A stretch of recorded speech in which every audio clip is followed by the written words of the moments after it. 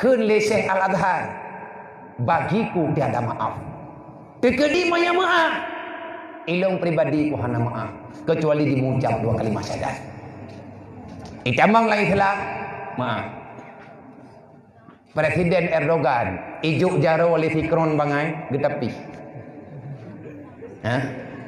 Presiden Perancis hilang kawarame. Ubina presiden-presiden antar benua merempek minggu baru dengan karu-karunya. Presiden Turki getren bak pegah haba ibadah Fikron ia memajaro. Ia hana gerudah ia babah. Puwa gekut. Haram tanganku menyentuh tanganmu. Aku malu nanti pada hari kiamat Rasulullah Muhammad kekasihku tidak mau berjabat tangan denganku. Karena kamu, tangan kamu najis bagi kami. Hana ku mah dasya ngengkah sampai ke mati ku punya bahasa ada.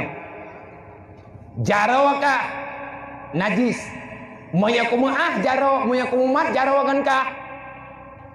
Dan Rasulullah lungkan ngengkah rencana kudu umat jaro dengan Rasulullah. Takut moya ku mat jaro ka. Rasulullah singa han geti umat jaro dengan lu. Nuraka paju. Sokun Erdogan. Mai presiden tanya mana kena puas ya? Nah, itu kau kamalam baru kau buka kamalam baru ha. Yang nama hitahan kau baca lekung yang Pak D baru ha. Kau kalan Pak D Jokowi gekah tiga rapat tah ni gepe. Pakai sakit hati ke presiden Perancis. Gepegat rapat mendadak bang gengiangnya kakon leo.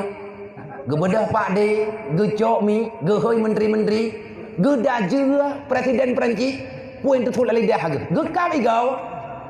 Ate kungyang ba ape kan, rara habis paket ku ramah lo. Yang Nyai Ibrahim Nabi akan lain kok ilong yang nyo thi. Ilong yang nyo baknya.